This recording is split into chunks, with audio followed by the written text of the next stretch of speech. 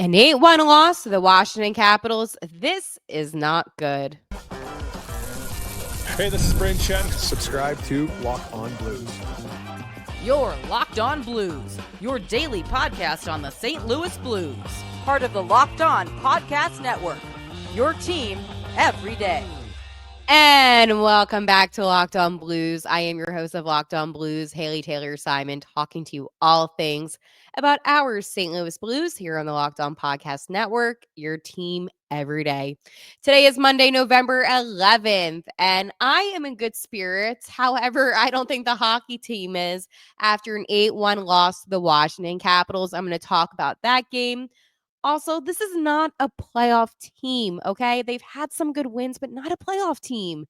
And the Blues take on those Boston Bruins tomorrow. So there is a lot to digest. I know that 8-1 loss, we want to talk about it. I want to talk about it.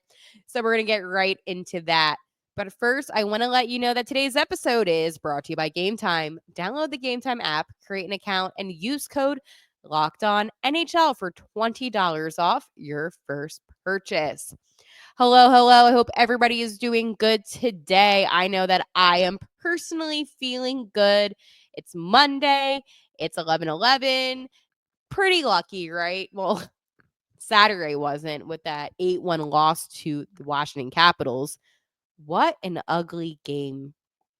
In every single hockey game, I try to find one positive. So I'll give you my one positive. That was Scott Perunovich scoring his first ever NHL goal. I was really happy for Scott. I have to tell you, when he came into my city a few weeks ago and we spoke, and he said that he just wanted to prove himself on the ice, I could tell he meant it. There was emotion behind what he said. And then seeing him get his first NHL goal after all that he's been through, after all the negativity that he's been put through, was a really nice moment to watch. However, and this is where it gets a little bit frustrating, that was it. You might be wondering, Hale, 60 minutes in a hockey game and you only have one positive? Okay, fine.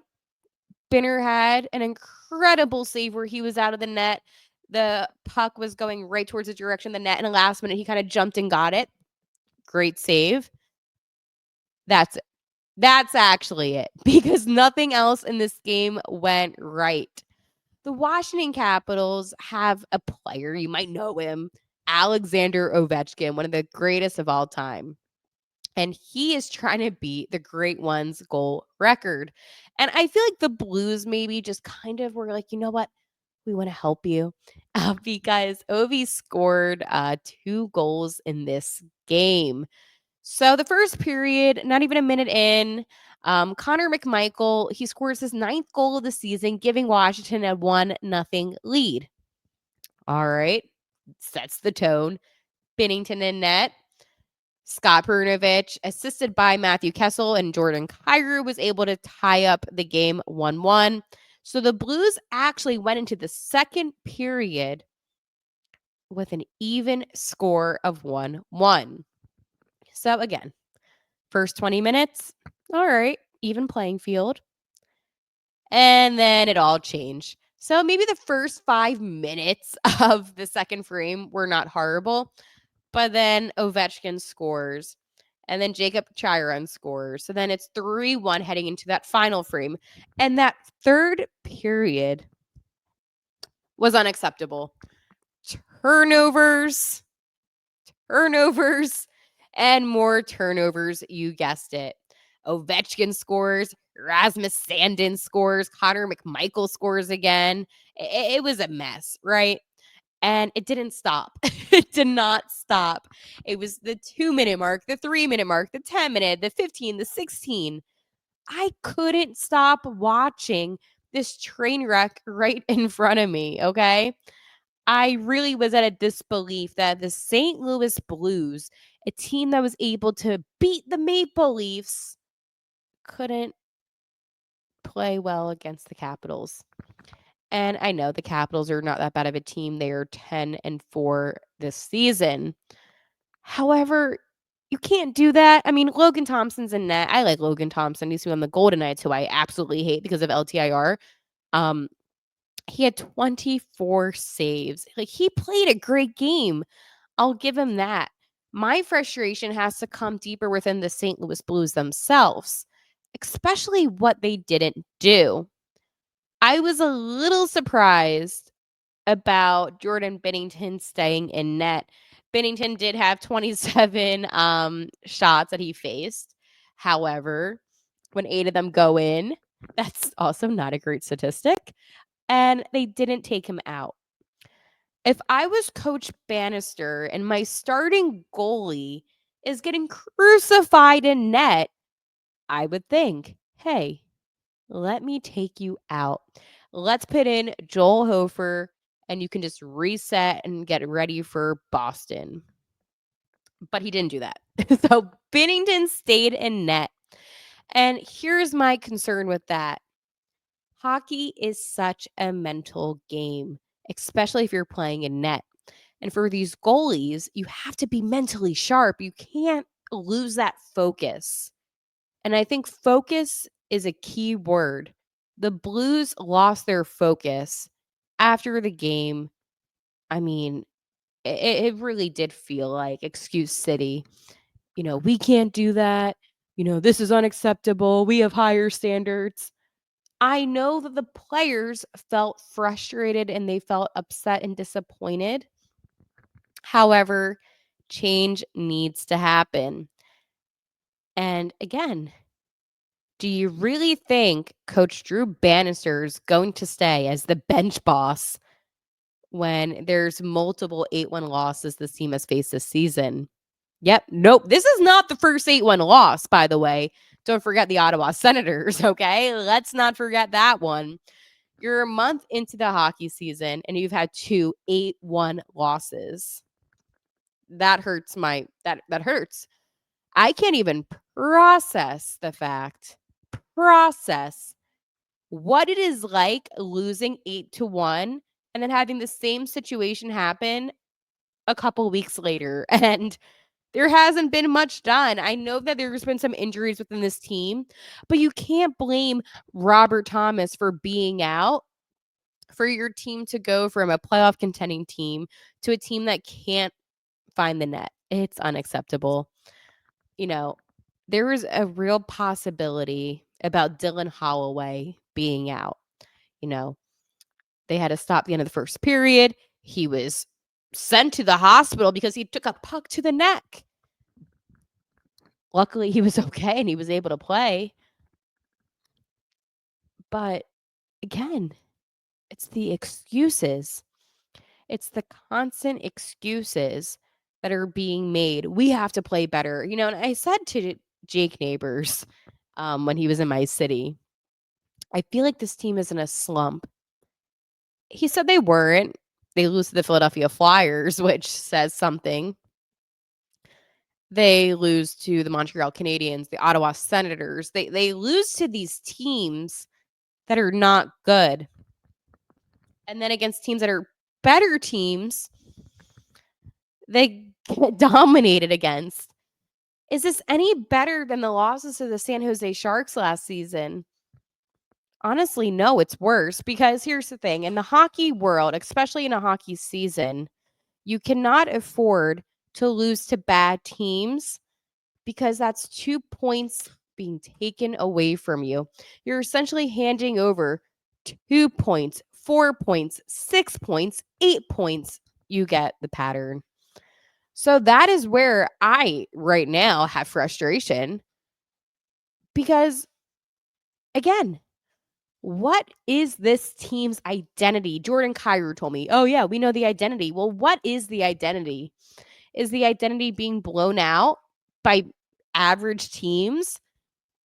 Is it losing to horrible teams? Or is it we don't know? We're going to say what sounds good, but the reality is we know deep down inside we're not a playoff team. And I want to have that conversation about, is this team a playoff team? Because when they're winning, it's so easy to say yes. And when they're losing, it's so easy to say no. However, it's been a month and I have my own thoughts on this team and if they are a playoff team or not. And I want to share that with you because I really do believe that my logic makes sense when it comes to the St. Louis Blues. But first, I want to tell you about my friends over at Prize Picks. I absolutely love Prize Picks. Prize Picks is the best, okay? It is a skills-based fantasy game, and that is one thing that I love about it, okay? So, here's what I want to do. Justin Jefferson, let's go focus on next week, not even now. Justin Jefferson for more than 83.5 receiving yards and Patrick Mahomes for less than 267.5 passing yards. You have Tyreek Hill for more than 97.5 receiving yards. And how about Saquon Barkley for more than 67.5 rushing yards against those Washington Commanders? Well, with Prize Picks, you can make that a reality, okay? Download the app today and use code LOCKEDONNHL to get up to $50 instantly after you play your first $5 lineup. Again, download the app today and use code LOCKEDONNHL to get $50 instantly after you play your first $5 lineup.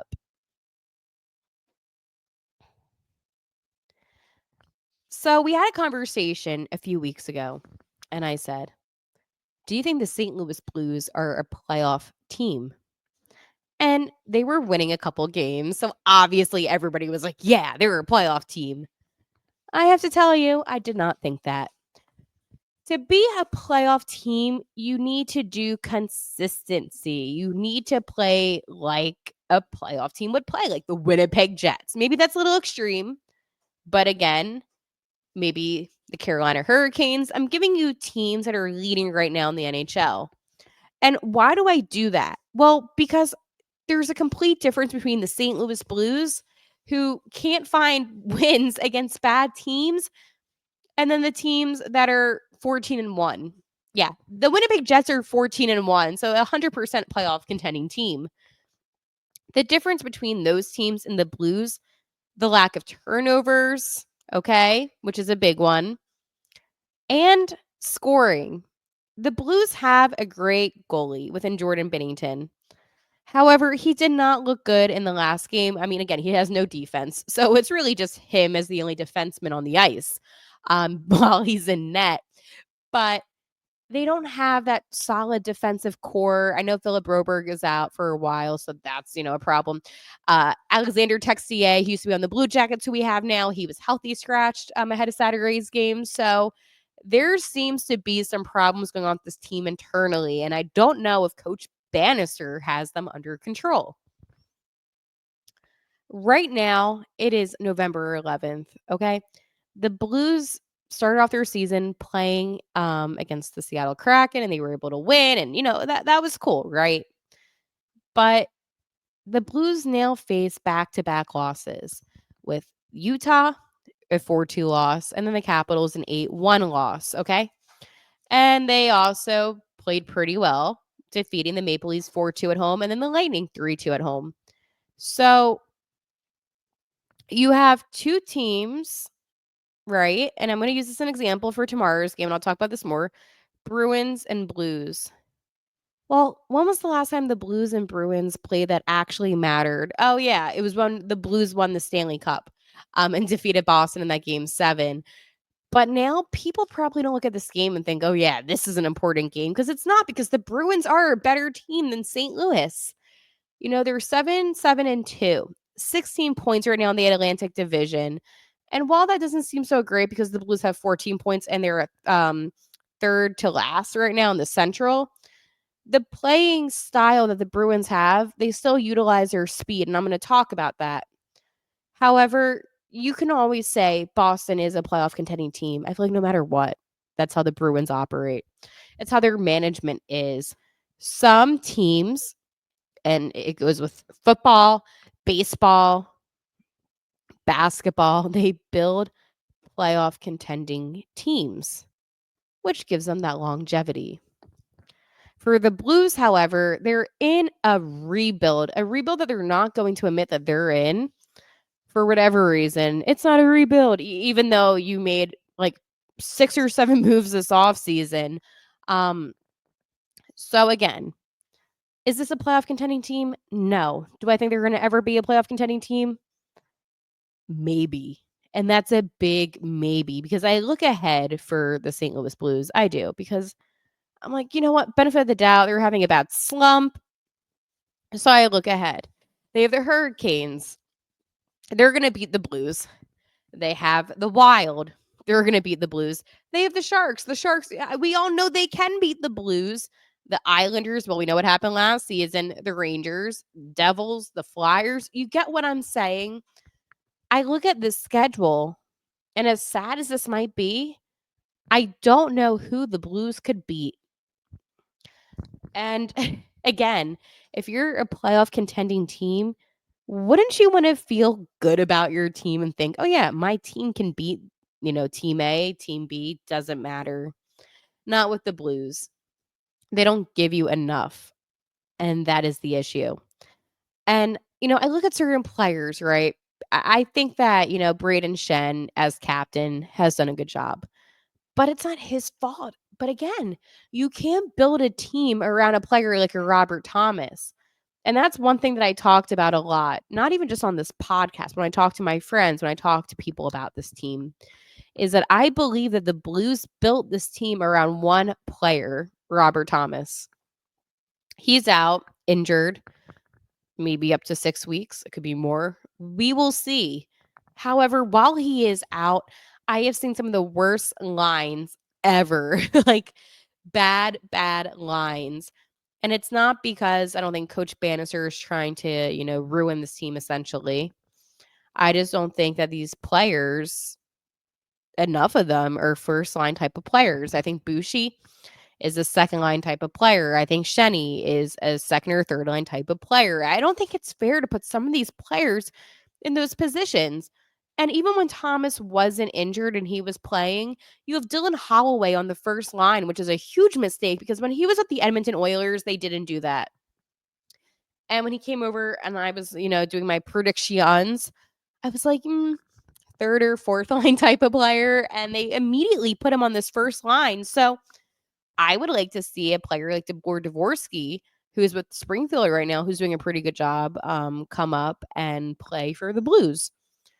We know that Doug Armstrong, the GM, he wants him to develop. And by him, I mean Dvorsky. And I appreciate that. I do. I can understand where Doug is coming from. However, at this point, I hate to say, what do the Blues have to lose? But what do the Blues have to lose at this point? I mean, it is just atrocious what I'm seeing on ice. And that makes me nervous because, again, it's going to be 3 consecutive seasons of the Blues not going to the playoffs. The last time this happened was 2005 to 2008. If this happens again, it'll be the second time in team history. That's quite embarrassing, honestly, when you just won a Stanley Cup a few years back. And it wouldn't be as embarrassing if they just at least admitted that they're in a rebuild.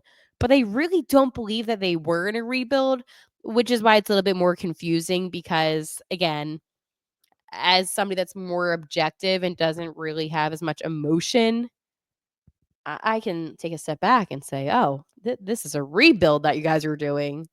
Meanwhile, they were like, this is not a rebuild. And I'm like, okay, chill. Like, say what you want to say. But we all know what this is and the reality of it. So that's my 2 cents on this not being a playoff team. They have a big game against the Bruins tomorrow. And I want to talk more about Boston and just my hate for the Bruins, honestly. But first, I want to tell you about my friends over at FanDuel. Get ready to tackle the NFL action with FanDuel, America's #1 sportsbook. Because right now, new customers can bet $5 and get $150 in bonus bets if you win. The FanDuel Sportsbook app gives you everything you need to place live bets on the NFL all in one place. So when you get a hunch in the middle of the game, you can check out the latest stats, view live play-by-play, and so much more on the same page where you place your bets. Just visit FanDuel.com to join today. You'll get started with $150 in bonus bets if you win your first $5 bet. That's FanDuel.com. Never waste a hunch and make every moment more with FanDuel, an official sportsbook partner of the NFL. This Thursday is the Philadelphia Eagles and Washington Commanders in Philadelphia. The Eagles now 7-2, leading the NFC East. This is, some might say, the game of the season. Personally, I'll be using my FanDuel app as the game is going on to place a bet on Eagles money line if I like what I see after the first 5 minutes. Sometimes you can tell a lot about a football game within 5 minutes. So that's what I'll be doing on my FanDuel Sportsbook app this Thursday.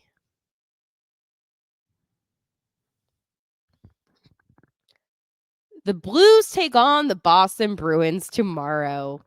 And it's funny, right? When you take on a team that you beat to win your first ever championship, and the times have changed. You see, I always thought playing the Bruins would bring back some memories of winning the cup. Now I'm kind of like, oh, this might be a loss. But whenever the Blues are at TD Garden, I get a little sentimental. How can you not? You think about that game 7, hoisting Lord Stanley for all to see.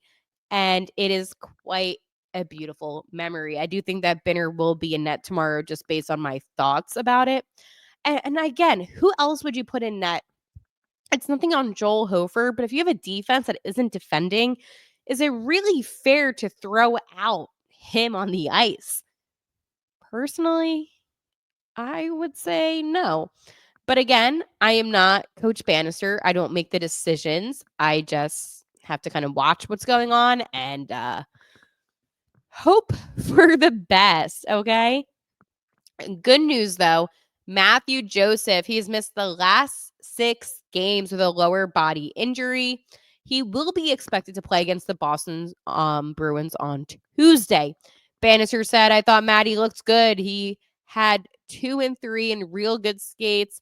I would think that Matty's going to play for us tomorrow. So that's a nice thing to see him back in the lineup. Bannister also talked about today's practice and said today wasn't a whipping day.